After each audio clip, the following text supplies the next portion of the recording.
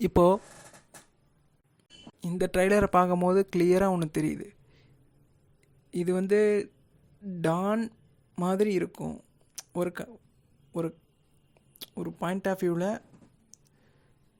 இப்படி தான் போகுங்கிறது நான் ட்ரெய்லர் வச்சு கெஸ் பண்ண ஒன்று. ஏன்னா எனக்கு ட்ரெய்லரை பார்க்கும்போது டான் 2 மாதிரி தான் தோணுச்சு எனக்கு.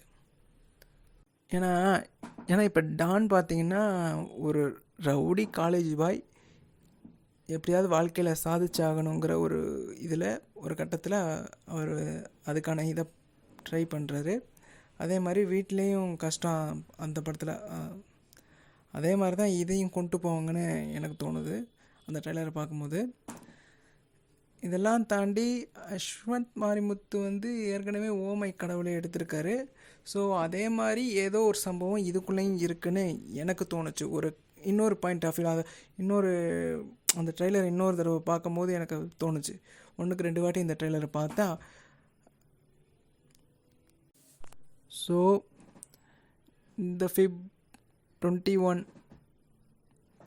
ரிலீஸ் ஆக போகிற இந்த மூவிஸில் இந்த 2 படமுமே ஹிட் ஆகும்னு தான் எனக்கு தோணுது.